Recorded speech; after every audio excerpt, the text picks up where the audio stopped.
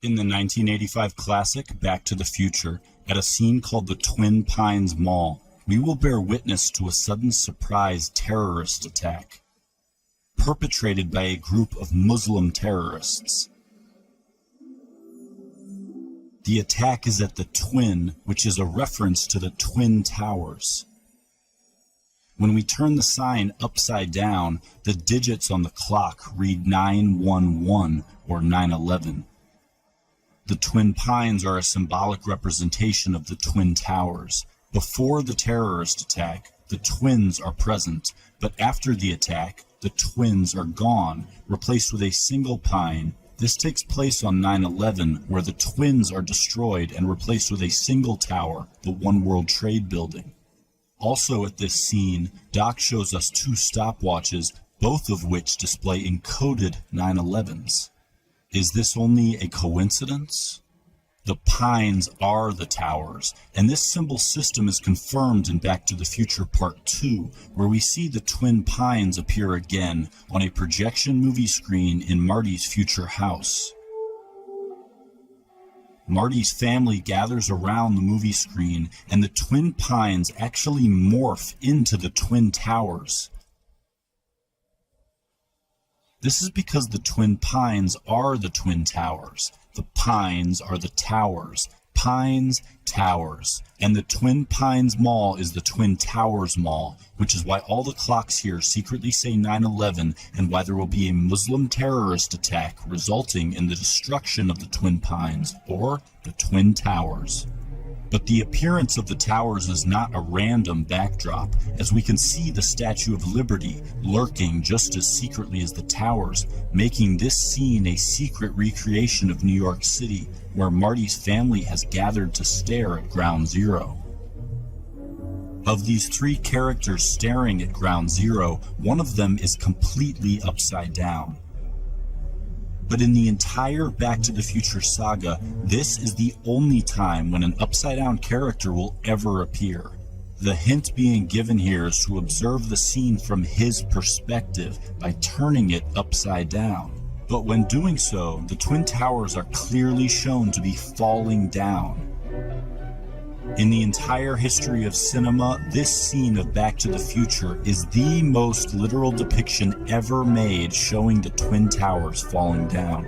So how is it possible that this scene would occur in a story that already contains a terrorist attack by Muslims at the Twins on 9/11, where the Twins are the Twin Towers, which then execute Hollywood's best depiction of the Twin Towers collapse? But Back to the Future doesn't just portray this attack, it develops into an elaborate warning about it. I can just go back early.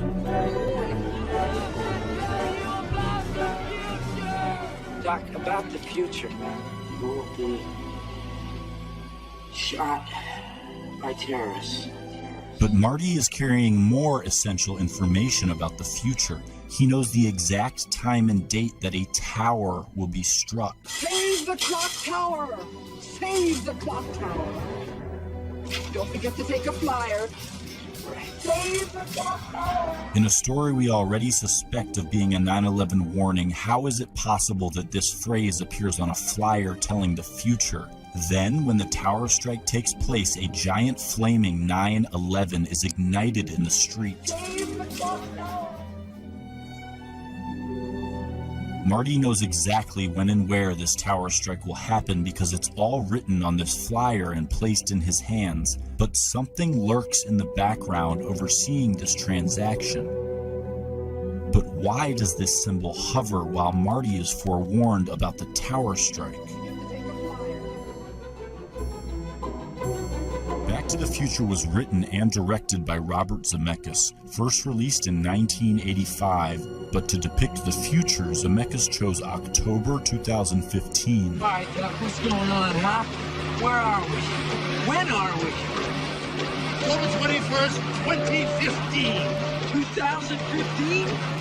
The Twin Towers scene takes place in October 2015, and the towers appear on a movie screen, meaning the McFly family is watching a secretly placed Twin Towers movie released on October 2015, directed by Robert Zemeckis. So how could it be that now, in the real October 2015, a major Hollywood production is about to hit theaters worldwide, and it is exclusively about the Twin Towers? It happens to be directed by Robert Zemeckis. The title of this new Twin Towers film is The Walk, and this new Twin Towers film has the exact same release date as the secret Twin Towers film planted in Back to the Future, which exposes the symbolism of the pines and depicts the Twin Towers collapse. So why would Zemeckis now draw our attention to it with a major Hollywood production? Back to the Future was released in 1985, The Walk in 2015, exposing this warning after 30 years. Marty writes this warning into a letter. He seals it shut, intending for it to remain hidden for a specific amount of time. What's the meaning of this? Find out in 30 years! What's the meaning of this? Find out in 30 years! The Walk is the reveal of the 9/11 warning given to Doc while he is rigging a giant wire to the Twin Tower representing Clock Tower. Evening, Dr. Brown. What's with the wire? The Walk is about a plot to rig a giant wire to the Twin Towers.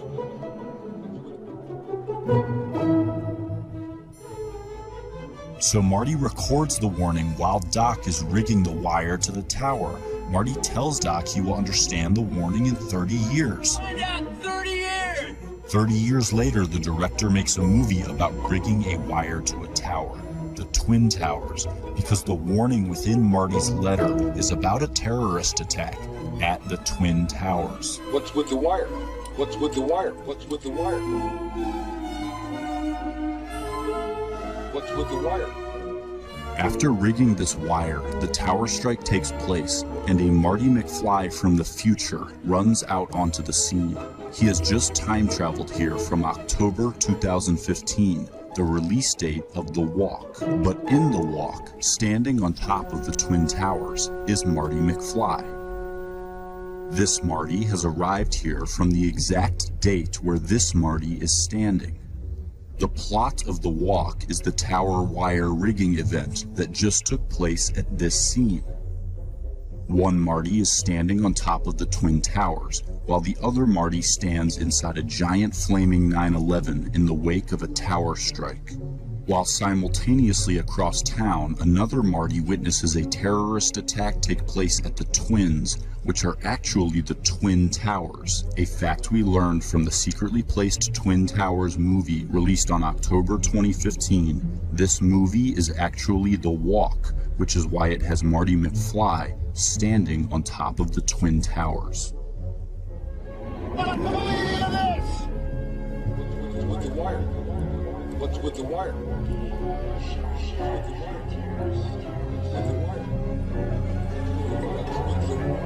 Find out in 30 years! Find out in 30 years! Doc! Doc! Doc! Doc! Doc! Okay, relax, Doc. It's me, it's Marty! It can't be. Just sent you back to the future. No, I know you did send me back to the future. I'm back. I'm back from the future. Great Scott.